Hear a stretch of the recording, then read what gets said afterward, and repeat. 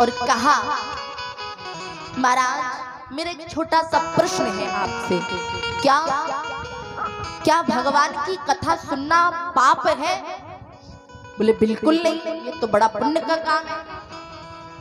बोले कथा सुनना चोरी से सुनना पाप है? बोले नहीं, भगवान की कथा चाहे जैसे सुनो। तो प्रभु मेरे पुत्र ने भी तो केवल भगवान की कथा ही सुनी है ना, आप उसे मारना क्यों चाहते हो? आप उसे दंड देना क्यों चाहते हो? केवल इतना बता दीजिए, क्यों दंड देना चाहते हो?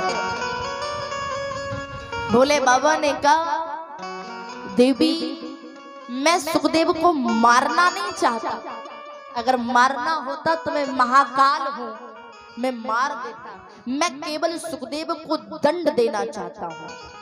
महाराज आप दंड क्यों देना चाहते हैं? क्या उसकी कोई गलती है? क्या कथा सुनना पाप है? बोले नहीं, कथा सुनी मैं इसलिए दंड देना नहीं चाहता।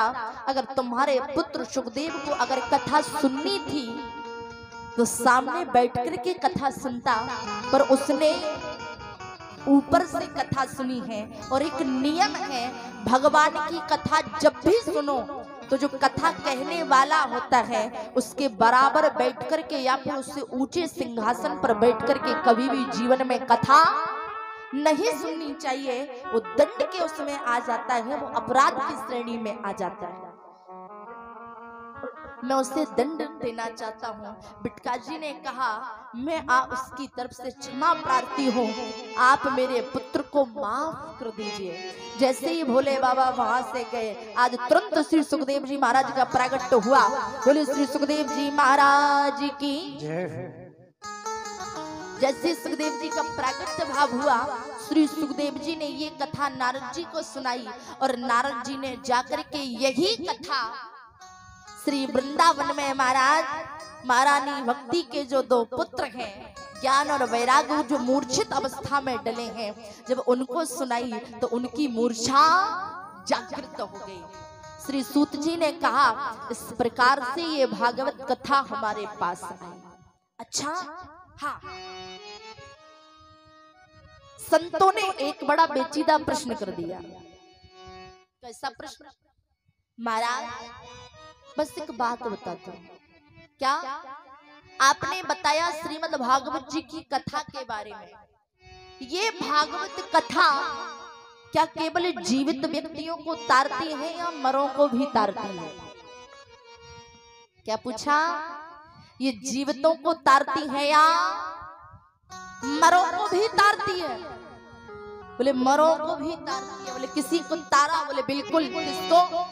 बोले गोकर्णो पंडितो ज्ञानी धुंधकारी महाखला। गोकर्ण पंडितो धुंधकारी महाखला। बोले मतलब? श्री सूत जी ने बताया, बोले किसी एक गांव में एक आत्मदेव नामक ब्राह्मण रहते थे। उनकी पत्नी का नाम था महाराज धुंधली। आत्मदेव जी थे और उनकी पत्नी का नाम क्या था? धुंधली। धुंधली समझते हो क्या होता है? जब खूब ज्यादा जब सर्दी पड़ती है ना, जब जाड़ा पड़ता है, तो जब जाड़ा पड़ता है जो सुबह सुबह जो धुंध छा जाती है ना, कोहरा, उसको धुंधली बोला जाता है। कहा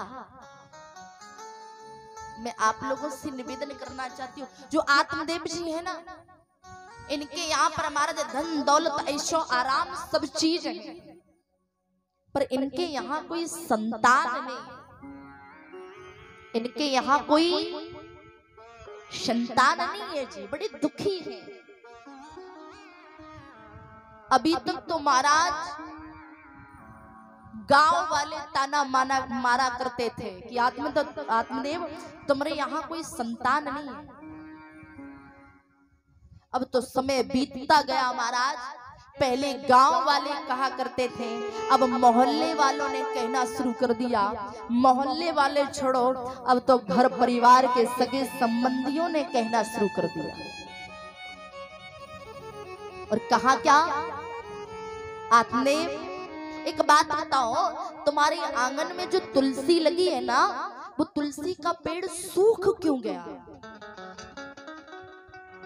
मुरझा क्यों गया, बताओ।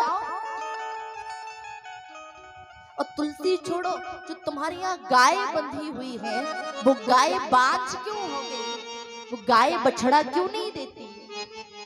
आत्मदेव जी ने बड़े नम्रता से कहा, मैं तो तुलसी के पेड़ में नित्य प्रतिदिन जल भी डालता हूँ, पता नहीं वो क्यों सूख जाती है। मैं नित्य प्रतिदिन गाय की सेवा करता हूँ, पता नहीं वो बांझ क्यों हो गई, वो बछड़ा क्यों नहीं देती, मुझे नहीं पता। घर परिवार के लोगों ने कहा, आत्मदेव तुम जानते हो ये तुलसी का पेड़ इसलिए सूख गया क्योंकि तुम्हारे यहाँ कोई संतान नहीं है। तो इतना कहा तो आत्मदेव जी को बड़ी ठेस लगी। एक बात बताऊं, अगर एक बार अगर व्यक्ति की हड्डी टूट जाए, क्या अगर व्यक्ति की अगर हड्डी टूट जाए तो आज का जो डॉक्टर है, आज का जो विज्ञान है, अगर व्यक्ति की हड्डी टूट जाए तो आज का डॉक्टर, आज का विज्ञान उस टूटी हुई हड्डी को तो दोबारा जोड़ सकता है, लेकिन व्यक्ति अगर अंदर से टूट जाए तो आज का डॉक्टर उस अंदर से टूटे हुए व्यक्ति को जोड़ करके कभी खड़ा नहीं कर सकता। आत्मदेव जी टूट गए। आत्मदेव जी ने सोचा ये रोज रोज के तानों से, रोज रोज के ताने सुनकर के मरने से तो अच्छा है कि मैं एक दिन में ही अपनी जीवन की लीला को समाप्त कर दूं। पहुंच गए एक जंगल में अपने प्राणांत करने के लिए, मृत्यु को गले लगाने के लिए जा रहे हैं। जैसे उस घनघोर जंगल में पहुंचे, जैसे ही जंगल में पहुंचे महाराज, जैसे आत्महत्या करने को हुए, एक संत की नजर पड़ी। किसकी? एक संत की नजर पड़ी। संत जी ने देखा, अरे सिर पर चोटी है, माथे पर तिलक है, गले में जनेऊ है, निश्चितार पर सनातन धर्म का है। पहुंच गए। अरे आप आत्महत्या क्यों कर रहे हो? क्या तुमको नहीं पता कि मरना दुनिया का सबसे बड़ा पाप है और तुम स्वयं मर रहे हो? क्यों? जब इतना कहा, आत्मदेव जी ने संत जी के चरणों को पकड़ लिया। कहा, महाराज मैं मरना नहीं चाहता, पर लेकिन आज मैं अपने जीवन की लीला इसलिए समाप्त कर रहा हूं। बोले क्यों?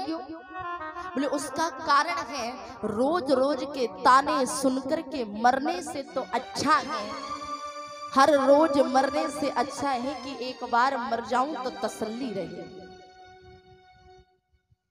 संत जी समझा रहे हैं, मरना समस्या का हल नहीं है, मरना नहीं चाहिए, संघर्ष करिए। जब इतना कहा, अब तो आत्मदेव जी ने संतों के चरणों को पकड़ लिया। महाराज मैं केवल इसलिए मर रहा हूं, इसलिए मैं आत्महत्या कर रहा हूं क्योंकि मेरे यहाँ कोई संतान नहीं है, इसीलिए। आत्मदेव जी ने कहा, ये तो कर्म प्रधान विश्व कर राखा, जो जस करे सो तस फल चाखा। जो जैसा करता है उसके भाग्य में वैसा ही लिख दिया जाए। बोले लेकिन जब इतना कहा, अब तो आत्मदेव जी ने कहा, महाराज आप मुझे पुत्र होने का आशीर्वाद दीजिए, आप आशीर्वाद दें कि मेरे घर कोई संतान पैदा हो, आशीर्वाद दीजिए ना। आत्मदेव संत जी ने कहा, देखो मैं कोई भगवान नहीं हूं। क्या कहा? मैं कोई भगवान नहीं हूं जो मैं आशीर्वाद दे दूं। आत्मदेव जी ने कहा, मैं मानता हूं कि आप भगवान नहीं हो, पर लेकिन आप भगवान से कम भी नहीं हो। सही है, आप भगवान नहीं हो पर भगवान से कम नहीं हो। क्यों? अरे महाराज मैंने भी सुना है, क्या अयोध्या के चक्रवर्ती राजा थे महाराजा दशरथ, उनके यहाँ भी कोई संतान नहीं थी। अगर उनके यहाँ एक संतान तो छोड़ो, उनके यहाँ चार चार बालक पैदा हुए तो वो भी एक संत की कृपा के बदौलत हुए। अगर संत ना होते तो ये संसार ना होता। आशीर्वाद दीजिए ना। चरणों पकड़ लिए, लेट गए, रोने लगे। अब संतों का हृदय तो महाराज बड़ा कोमल होता। संत हृदय नवनीत समाना, बड़ा कोमल होते हैं संत। उन संत जी ने एक आम के फल को तोड़ा। इसको तोड़ा, एक आम के फल को तोड़ा और उस आम के फल को तोड़ करके अपने आत्मदेव जी को दिया और कहा, आत्मदेव जी इस आम के फल को ले जाकर तुम अपनी पत्नी धुंधली को खिला देना। अगर ईश्वर ने चाहा तो तुम्हारे यहाँ 9 महीने के बाद बड़ा सुंदर पुत्र जन्म लेगा। उस फल को लिया, अपनी पत्नी को जाके दिया और कहा, अजी सुनती हो, ये फल खाओ, तुम्हारे यहाँ सुंदर सा बालक जन्म लेगा। अब धुंधली ने उस आम के फल को अपने सामने रखा और पति से तो कह दिया कि अजी जाइए मैं खा लूंगी। अब फल सामने रखिया, अब धुंधली का रोना शुरू। और धुंधली बोले, कछु है जाए,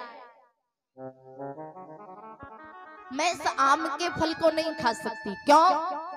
क्योंकि मैंने सुना है आम के फल को खा जाने के बाद मैं गर्भवती हो जाऊंगी। और मैं सुनी हूँ जब महिला गर्भवती होती है तो फिर वो ज्यादा दौड़ नहीं सकती, ज्यादा भाग नहीं सकती। और सोचो, मैं आम को खाने के बाद गर्भवती हो गई और फिर कहीं अगर मेरे घर में आग लग गई तो मैं तो दौड़ ही नहीं पाऊंगी ना, मैं नहीं खा सकती। और चलो दूसरी बात, मैंने सुना है जब महिला गर्भवती हो तो फिर उससे लड़ाई झगड़ा नहीं करना चाहिए, किसी से गलत बात नहीं करनी चाहिए। और मेरी तो आदत है, जब तक मैं 10 घर जाके लड़ाई ना लड़ लूं तब तक मेरा भोजन नहीं पचता। और सबसे बड़ी बात, मैं इस आम के फल को खाऊंगी, मेरे यहाँ पुत्र जन्म लेगा तो मेरे घर में नंदे भी आएंगी और मैं तो फिर कुछ कर नहीं पाऊंगी। और जब नंद वगैरह आएंगी महाराज, घर का सब घी दूध दही आटा महाराज सब बांध के ले जाएंगे, चाहे जो हो जाए हम खा नहीं सकते। बड़ी उदास हो गई। एक दिन धुंधली की बहन आई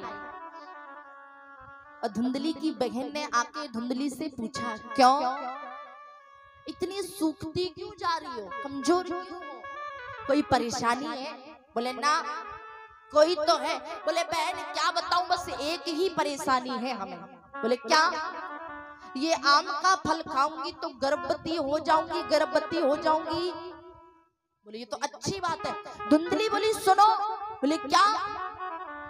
बोले मैं पुत्र तो चाहती हूँ पर लेकिन गर्भवती होना नहीं चाहती। अच्छा? बोले हाँ। धुंधली की बहन ने भी बड़ा अच्छा जवाब दिया। बोले बहन तुझे क्या बताऊं, जो ऊपर वाला है ना उसके यहाँ भी बड़ी उल्टी रीत है। क्यों? क्योंकि जिसके यहाँ खाना देता है, क्या